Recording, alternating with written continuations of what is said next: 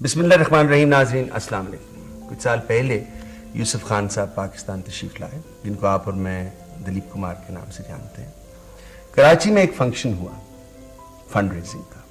میرے مہمان کے بارے میں انہوں نے تقریر کی. جو 2 لائنیں مجھے یاد ہیں وہ میں آپ کو سنا دیتا ہوں. انہوں نے کہا کہ خوش قسمت ہے وہ ماں جس کی کوکھ سے اس نے جنم لیا، اور فخر کرے وہ قوم جس کا یہ فرزند ہے. The one and only Imran Khan. Khan صاحب ویلکم بیک ٹو پاکستان. آج آپ صبح ہی آئے ہیں؟ جی. Long flight?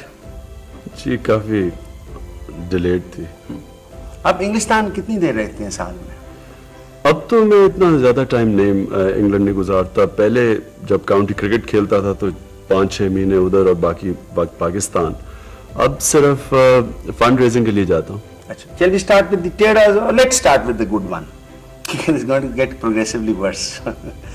معین قریشی صاحب جب پاکستان کے کیئر ٹیکر پرائم منسٹر تھے تو انہوں نے آپ کو دعوت دی کہ آپ وزیر بن جائیں.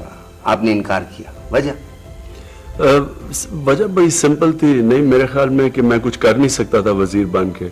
ایک تو کیئر ٹیکر گورنمنٹ تھی، اوپر سے میں ہاسپٹل میں اتنا بزی تھا. میں یہ اگر ملک کے لیے کچھ کر سکتا تو میں ضرور بنتا. لیکن میرے خیال میں 2-2.5-3 مہینے میں اگر مجھے وہ سپورٹس میں بھی اگر BCCP کا بھی چیئرمین بنانے تھے تو میں کچھ نہیں کر سکتا تھا. تو مجھے اس کی کوئی پوائنٹ کی سمجھ نہیں آئی تھی. اور ہاسپٹل میں اتنی میں کمیٹڈ ہوں اور اس وقت ہم پوری کوشش کر رہے ہیں ہاسپٹل کھولنے کی، اس لیے میں نے انکار.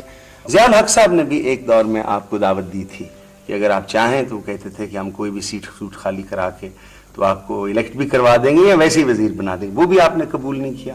جی, وہ انہوں نے بھی کیئر ٹیکر گورنمنٹ تھی جب جنیجو صاحب کو انہوں نے ڈسمس کیا تھا.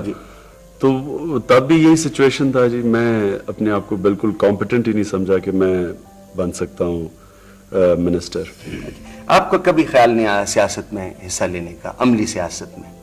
جی نہیں, کبھی. میں نے لوگ کہتے رہتے تھے، 1-2 دفعہ میں نے سوچا بھی غور سے، لیکن میں نے یہ سوچا کہ میں سیاست میں کیا کرنے آؤں گا.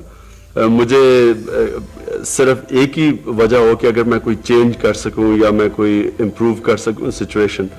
اور جو میں نے جب اس کے اوپر سوچا تو میں نے ریئلائز کیا کہ زیادہ اچھا ہے کہ سیاست سے باہر رہ کے انسان کر سکتا ہے. کم از کم اگر میں ہاسپٹل کے لیے پیسے اکٹھے کرنے جاتا ہوں، لوگ مجھے یہ تو نہیں کہہ سکتے کہ میں ووٹ لینے آیا ہوں. تو وہ زیادہ آسان تھا نان کانٹروورشل، نان پارٹیزن بن کے سوشل ورکر، بجائے یہ کہ اگر ہر کوئی پرائم منسٹر ہی بن کے ملک نہیں ٹھیک کر سکتا. جب آپ پڑھتے ہیں اور آپ دیکھتے ہیں کہ جو ہماری پولیٹیکل ایٹماسفیئر ہے جس کا آپ نے ذکر کیا وہ بڑا چارجڈ ہے آج کل. گالیاں، یہ کرنے، غداری دے دیں گے، اندر کر دیں گے. آپ کی کیا ریاکشن ہوتی ہے بطور پاکستانی؟ بہت افسوس. میں اکیلا نہیں ہوں، سارے پاکستانی.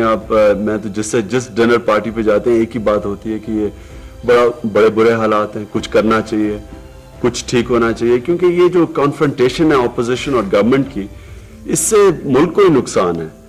اور ہم تو یہی ہوپ کرتے ہیں کہ کوئی ایسا سلوشن آئے کہ یہ کانفرنٹیشن ختم ہو اور ایک آبجیکٹو ملک کا ایک ہی ہو، اپوزیشن اور گورنمنٹ کا.